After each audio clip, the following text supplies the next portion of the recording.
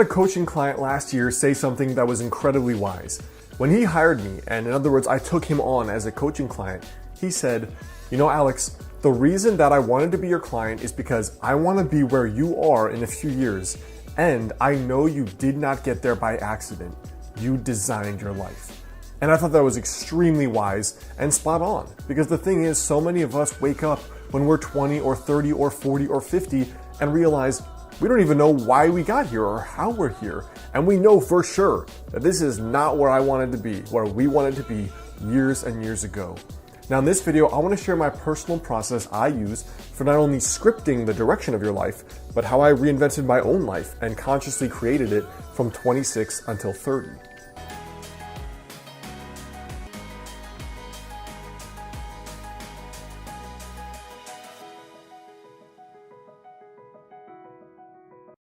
What's up guys, Alex Hine here, author of the book Master the Day.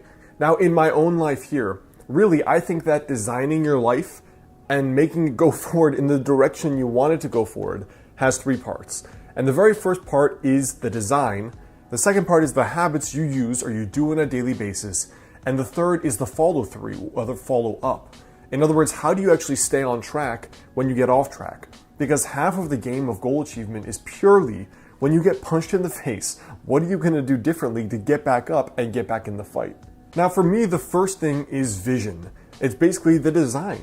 You know, if you just sit down for a day, you pour a coffee, you get out a piece of paper and you write down what would be the coolest thing that could happen over the next 5 years in my life. If you just do that, you are already ahead of 99% of humanity who show up with no game plan, no vision for the future, no clue what they would like to create besides, you know, I would like more money, or I'd like that girl or that guy, or I'd like a nicer car. There's almost no consciousness or conscious energy given to thinking about what do I want to build in the future? Like what consciously and concretely do I want to improve?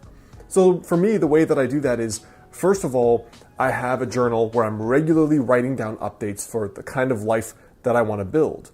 You know, it starts with the vision, which makes me think of the fact that the skyscrapers of New York started with a picture in somebody's head.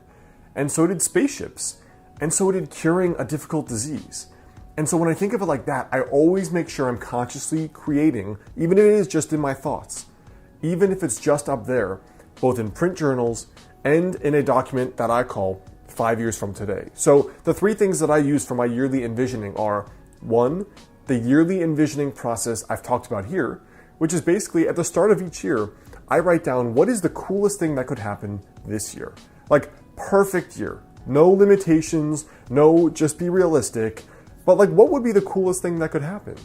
I put it on one piece of paper that's always on my desk every single day, and I review it twice per day.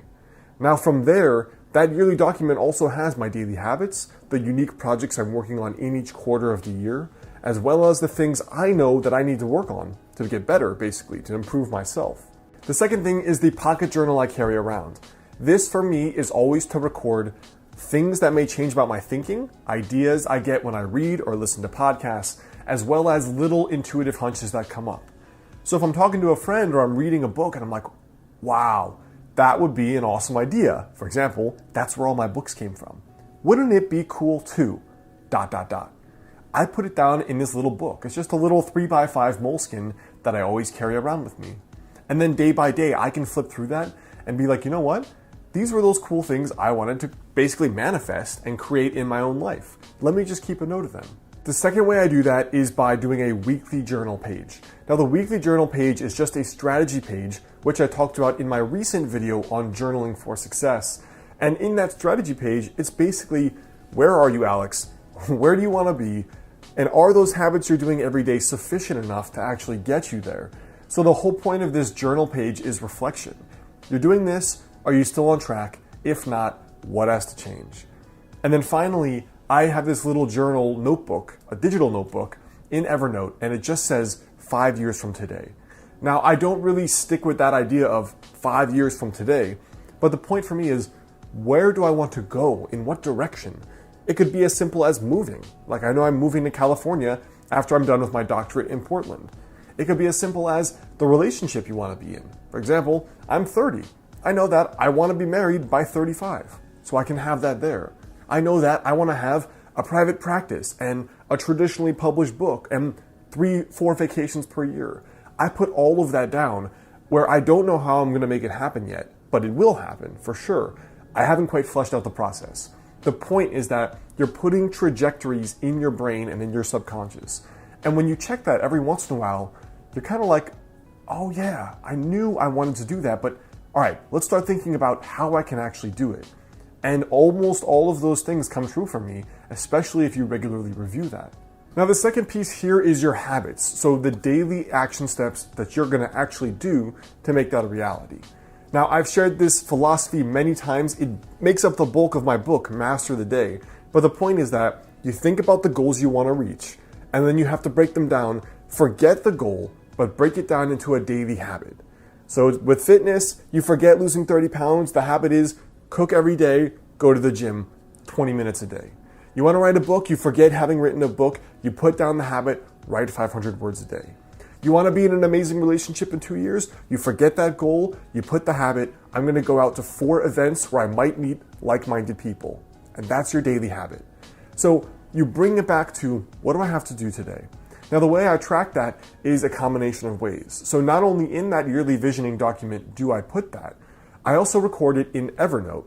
And the reason I do that is because every Thursday, I have a 30 to 45 minute mastermind call.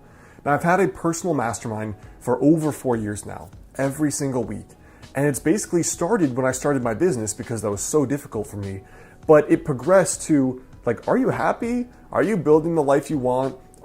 Is your ladder up against the right wall, as the saying goes? Because you might climb the ladder of success and realize you climbed the wrong ladder and you're not where you want to be. So it's also about conscious goal setting and being crystal clear on the path forward, making sure you're going down the right path you want to be down. So I actually have a maximum of 3 goals per year and then 3 habits per goal. For example, the goals are often much more complex than you think. Like, let's say you've only been sleeping 5 hours a night. Well, your daily ritual may have to be, I'm going to disconnect from the computer at 11, I'm not going to have coffee after 5, and I'm not going to stress myself out with homework or with work after a certain time. It may take a few habits. Just like doing well in school or high performing at your work may also be more than one habit. It may mean I'm going to study this study strategy every day and apply that. Or I'm going to do an extra 1 hour of work per day or self-study or something else. The way that I personally do it is just 3 habits per actual goal.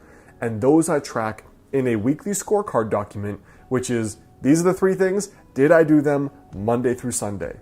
And then when I get to my Thursday night mastermind, we all get on the phone and I basically give a report. I did this 50% of the time, 90% of the time. This is what didn't work. This is what I have to improve. And then the third part for me about consciously designing your life and going forward is really just 2 things. It's the follow through to make sure you actually do these things. And then number 2, it's following little intuitions about when you have to pivot.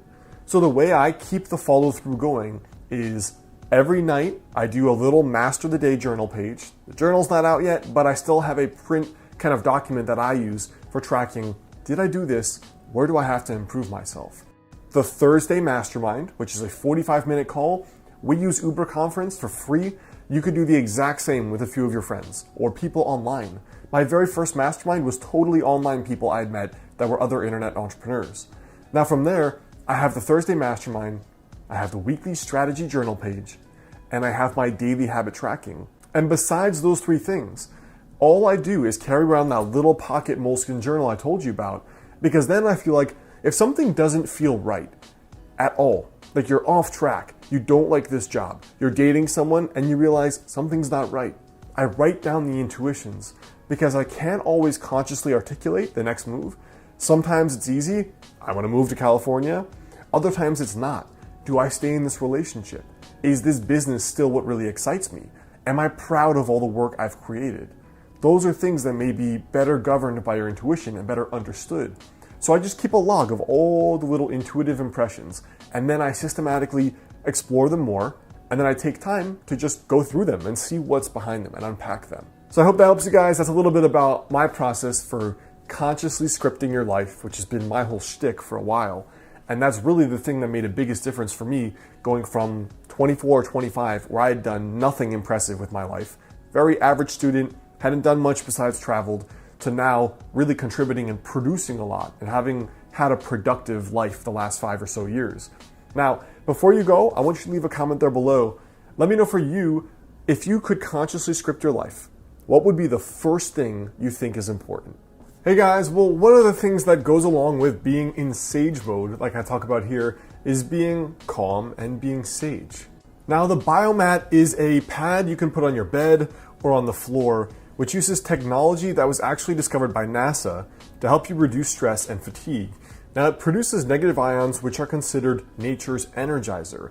And these negative ions you can find in abundance in places like forests and mountains, waterfalls, and oceans. Now, the Biomat in particular is comprised of 3 parts that helps you have that stress relief and that fatigue relief. Now, the Biomat can also help with pain relief and circulation. It is FDA cleared, and one of the cool things is that it profoundly affects both the nervous system while also promoting deep relaxation. So it kind of has this dual energizing and relaxing effect. Also, the people at the Biomat store recommend and encourage you to call for personalized customer service and advice. It's kind of unique among companies now that basically don't want to deal with you, so that is worth investigating as well. And like some customers have said, it's really restorative. So a direct quote from one person was that it's the world's greatest power nap. Check out the Biomat link here on the screen or in the description box there below if you'd like to find out more information on it.